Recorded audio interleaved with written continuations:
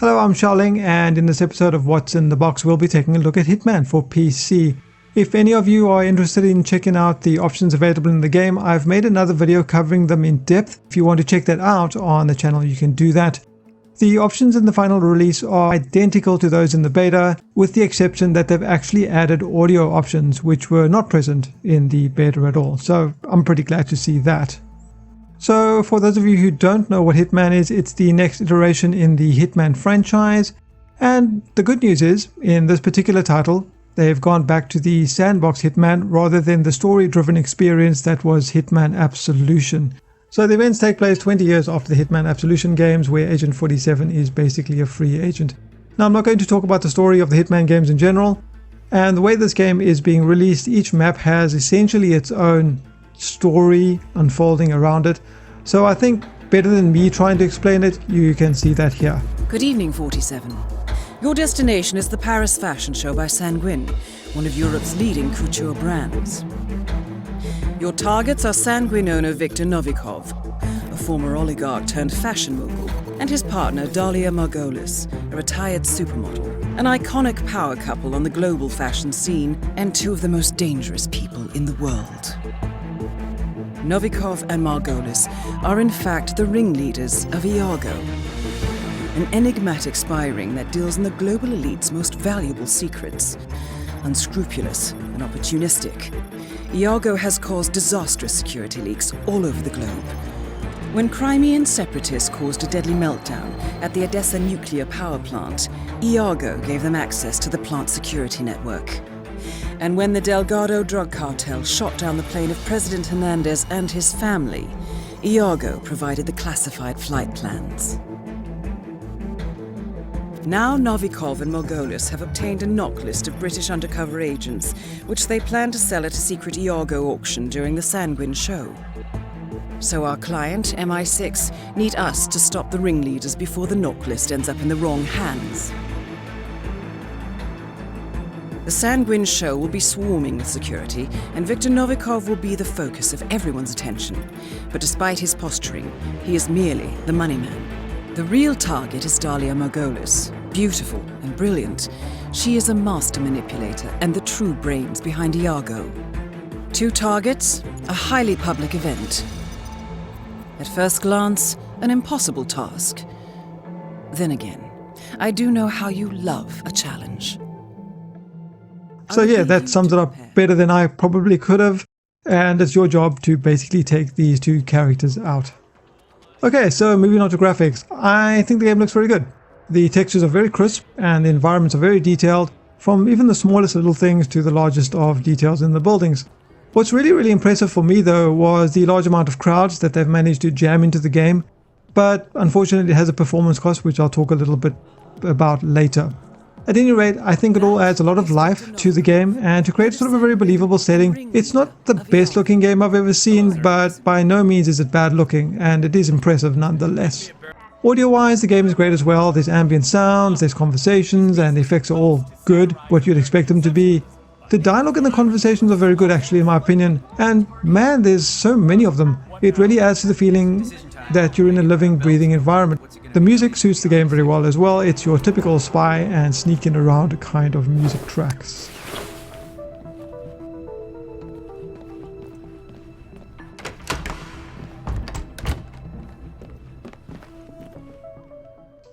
All in all, I think both the audio and the music are very fitting for this particular title.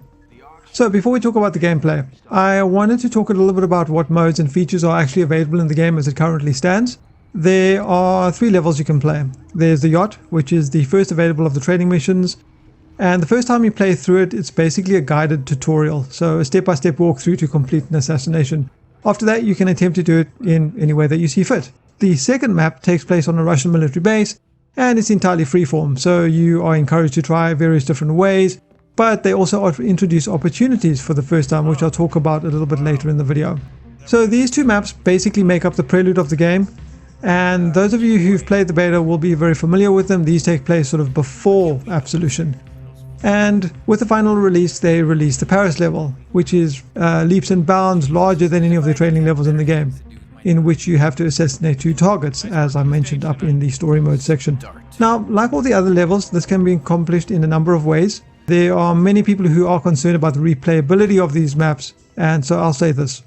I logged in just over 10 hours with the beta.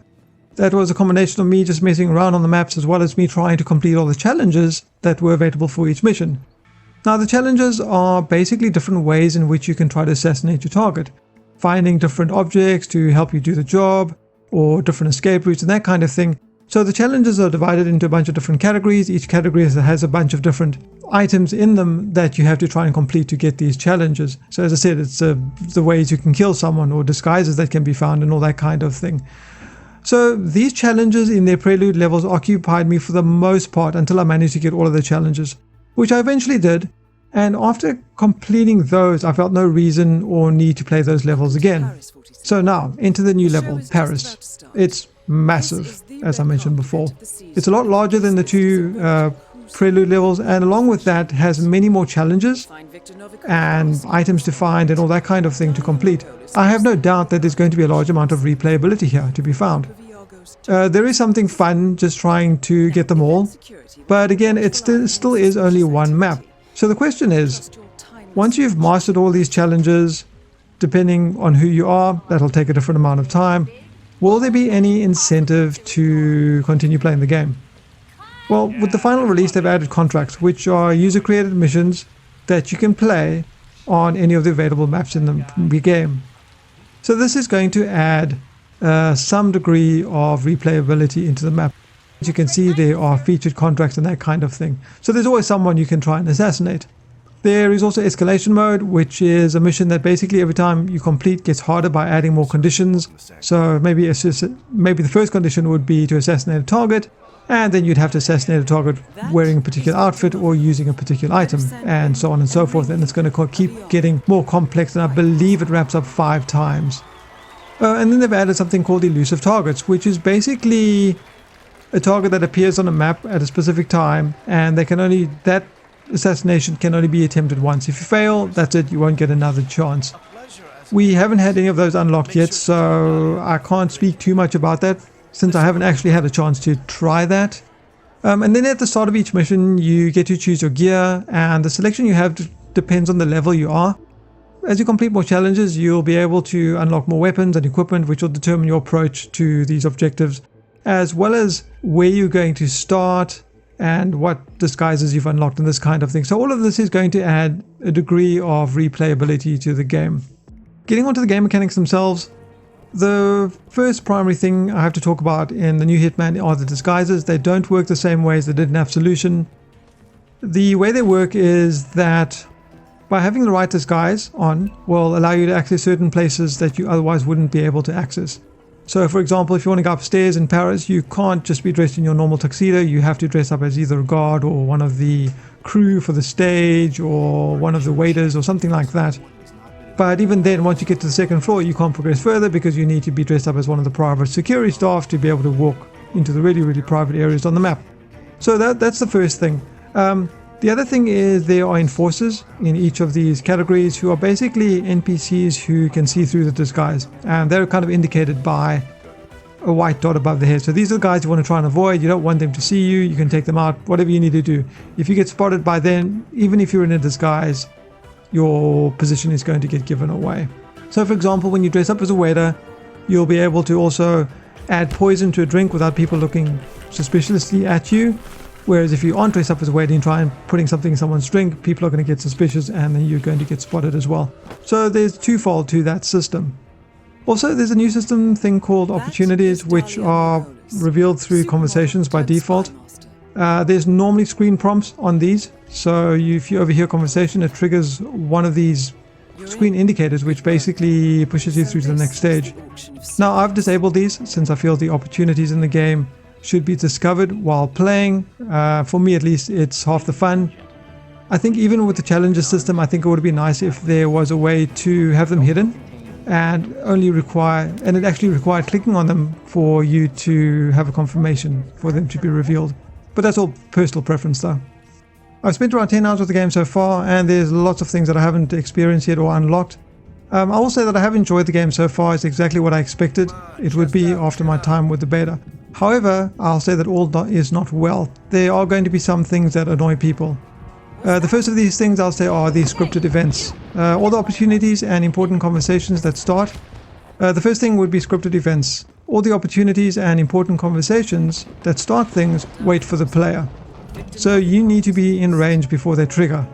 I understand why they did this, but at the same time I think it breaks immersion to an extent, and some people are definitely not going to like this. I'm sure I've already seen plenty of complaints on the forums about this kind of thing. So some of the AI will follow an indefinite loop pattern. They'll go from point A to point B to point C. So an example is one of the targets would be walking, and I poisoned her drink, so she drank the drink, got sick, went to the bathroom, but I was unable to follow her there, so I thought I'd missed the chance, but I didn't. She just came out eventually and then started going through that cycle again. So she went to the drink, she got sick again, and went to the bathroom again. So I think that loop will just continue until you have an opportunity to actually get in there and assassinate them while they are in the bathroom and whatnot. While I think it was good that I didn't have to poison a drink again, but it does feel a little bit odd that this happens. The other complaint I think I had about the gameplay was the fast-paced combat. If things hit the fan basically and you got into a gunfight and you had to maneuver around and sort of take cover behind corners and shoot, the controls felt a little bit awkward, and it was definitely for me the weakest part of this experience in comparison to, I suppose I've been playing a lot of The Division. It just didn't feel as refined and as accurate as I would have liked. Now I understand the Hitman is a stealth-based game and you probably shouldn't be getting into open gunfights, but this is just something that I noticed when playing the game. Otherwise, beside those things, I don't really think that I have too much to say, or at least too much to complain about in the actual gameplay in this particular title. It was fun, it was enjoyable, and it was very replayable. And I think the longevity is going to depend entirely on how the contract modes play out, what the elusive targets are going to be like, as well as what the online live events are going to be like. However, we need to talk about the elephant in the room. That's the performance. This game is very badly optimized. It runs awfully. Even on the lowest possible settings on my GTX 970s in SLI, or even with a single card, the frame rate drops into the mid-30s. Setting the game to ultra will drop it into the 20s at times. And you know, this is at 1080p. And I have an i7 CPU, and I'm using the latest Nvidia drivers. So yes, it's pretty bad. And there are many people on the forums complaining about these issues. I said in my beta video that I was concerned that this would be the case, and unfortunately it was. So I do hope that they fix these issues. I've tried capping the game at 30 frames a second, but when I do that, it feels like my mouse is in mud when I move around. It's really unplayable. The problem is less noticeable when using a gamepad, but I mean seriously, come on, this is a PC release. So even though I was pretty excited about this game, and yes, I have enjoyed it, but it took me a while to get into it because of the horrible performance. There is nothing that takes away my joy of playing a game more than it being poorly optimized experience or having a wildly erratic frame rate. And as I mentioned, even capping it at 30 frames a second led to unbearable mouse lag. So if I have to be entirely honest with you guys, even though I was actually enjoying the game itself, and I really wish I didn't have to say this, don't buy this. Thank you. I can't in good conscience recommend it until they fix these performance issues. Publishers and developers need to know that they can't keep releasing games in this state without any consequences. I think you should vote with your wallets, and I think you should stay away from this title until they fix the performance issues. If performance issues don't bother you, and you don't mind playing at 30 frames a second with severe mouse lag, the game itself is very enjoyable. And if you like the older Hitman games in the series, or you like any kind of stealth-based assassination game, then this is probably one of the best ones you can get. The other thing I know a lot of people have complaining about is the online DRM. So yes, even though this is a single player game, you need to be online to be able to access any of the challenges that are offered. You can play the game if you're not, but you won't be able to complete any of the challenges. So that was a bit of an odd decision, and I think that's going to turn a lot of people away. I suppose it's not the worst thing in the world, but again, it's going to deter a lot of people from picking up this game. But anyways, I hope you guys have enjoyed the video. If you have any questions or comments as usual, you can leave them in the section below. I've been Xiaoling, until next time. In today's episode, we'll be taking a look at The Division for PC. So you might be asking, what is The Division? Well, The Division is a third-person cover-based looter shooter with some RPG mechanics. Hello, I'm Xiaoling, and in this episode of What's in the Box, we'll be taking a look at the PC version of Far Cry Primal. For those of you who are wanting to see the options and performance in the game, you can check out the other video that I made on the channel for more details.